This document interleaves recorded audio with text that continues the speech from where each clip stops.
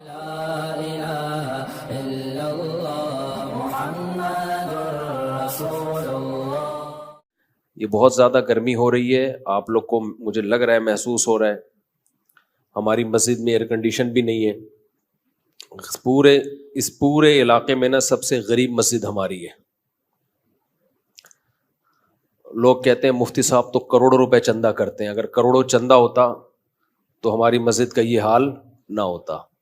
باتیں کرنے پر گورنمنٹ کی طرف سے کوئی پابندی نہیں ہے، لوگ پھینکتے رہتے ہیں، اس مولوی کو دیکھو امریکہ جا رہا ہے، فلاں جا رہا ہے، فلاں جا رہا ہے، بہت پیسہ آ رہا ہوگا۔ تو آ رہا ہوتا تو یہ حال ہوتا؟ آپ کہہ سکتے ہو گھروں میں لگا رہا ہوگا مولوی، گھر جا کے بھی دیکھ لو، میرے گھر میں اے سی نہیں ہے ابھی تک۔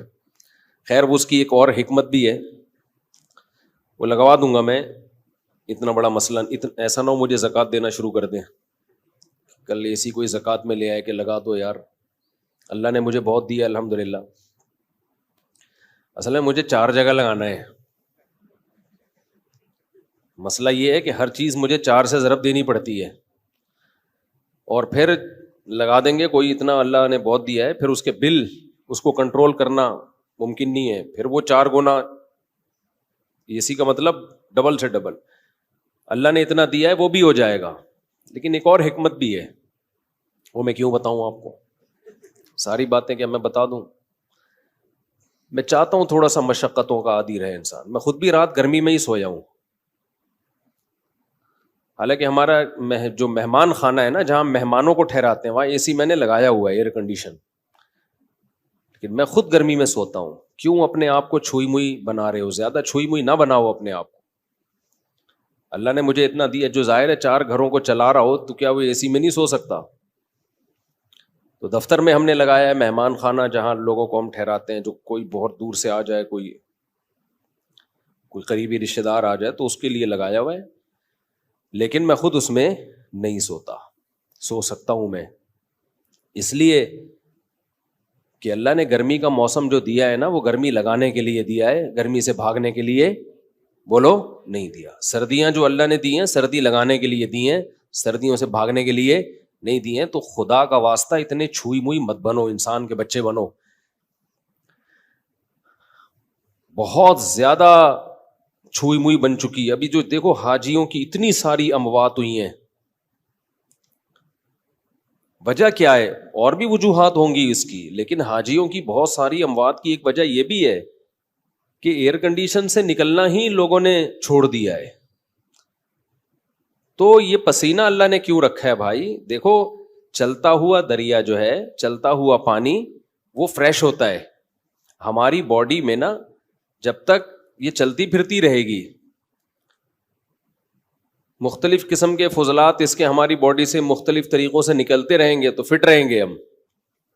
کہیں بھی بریک لگا دی نا، اب اللہ نے مختلف طریقے رکھے ہیں۔ ایک طریقہ ہے پسینہ، اس سے بھی ہماری باڈی فریش ہوتی ہے۔ قبض ہو جائے کسی کو تو ٹینشن میں آئے گا نا، خوراک ہم کھاتے ہیں وہ بھی خارج ہوتی ہے۔ نبی صلی اللہ علیہ وسلم حجامہ کرواتے تھے، مہینے میں ایک دفعہ تھوڑا سا بلڈ نکال دیتے تھے، اس سے بھی ہماری باڈی کیا رہتی ہے؟ فریش رہتی ہے۔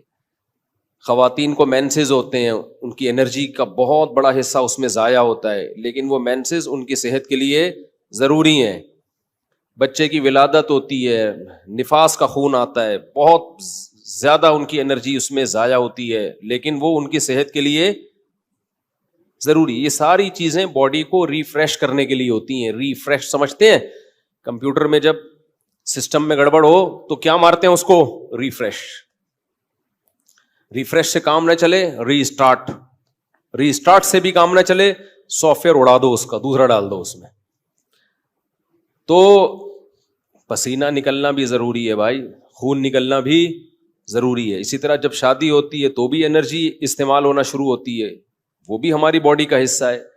جو لوگ بہت عرصہ اپنی بیویوں سے دور رہتے ہیں، سال 2 سال، ان کے بھی دماغ خراب ہونا شروع ہوتا ہے۔ صرف مینٹلی ڈسٹرب نہیں ہوتے، ان کی باڈی بھی خراب ہوتی ہے، بڑھاپا جلدی آتا ہے ان لوگوں میں۔ تو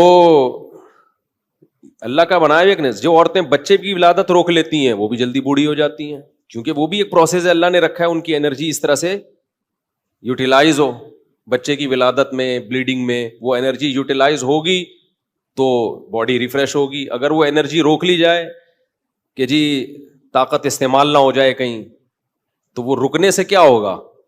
ایسا ہی ہے جیسے پانی میں, تالاب میں پانی رک گیا تو پانی کا بیڑا غرق ہو گیا. پرانا پانی نکلے گا تو نیا پانی بولو آئے گا.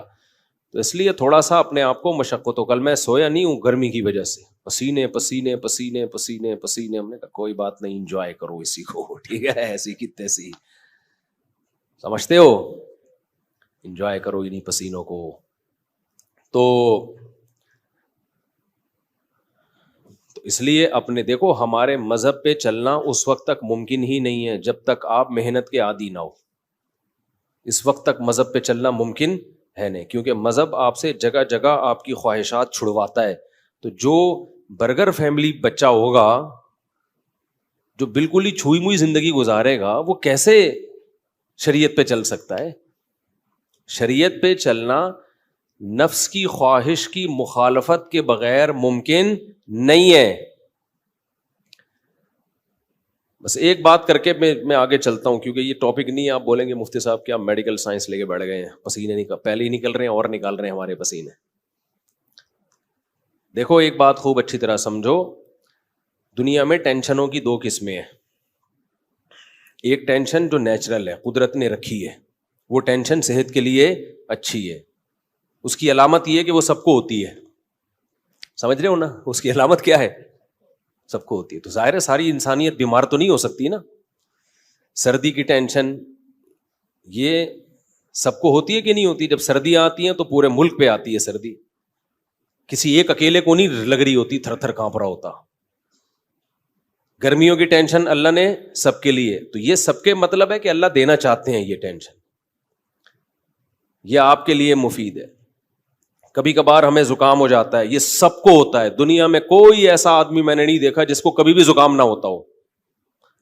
اب یہ چھوٹی سی بیماری جو ہے یہ ہے ٹینشن, لیکن یہ سب کو ہوتی ہے. اسی وجہ سے بہت بڑے ڈاکٹر ہیں آغا خان ہاسپٹل کے, میری ان سے گپ شپ ہوئی, انہوں نے کہا کہ جو ہیلتھ کے اور صحت کے معیارات ہیں نا, ان میں نزلہ زکام کھانسی کو شامل نہیں کیا جاتا. یعنی کھانسنے والا نزلے والا آدمی بھی صحت مند ہی ہے.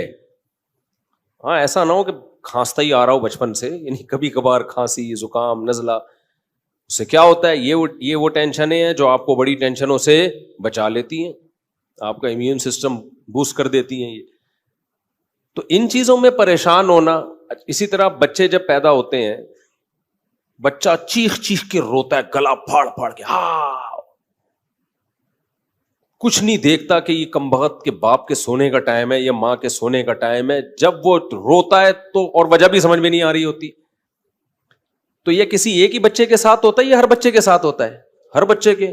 اس کا مطلب یہ نیچرل ہے, یہ اس کے لیے ضروری ہے. نہیں روئے گا نقصان ہوگا اس کو.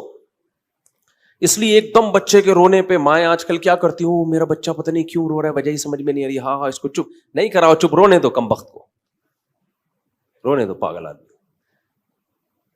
یہ نیچرل ہے بھائی. اللہ تعالیٰ تمہارے اندر برداشت پیدا کرنا چاہتے ہیں. اللہ دیکھنا چاہ رہے ہیں کہ تم گدھے تو نہیں ہو کہیں,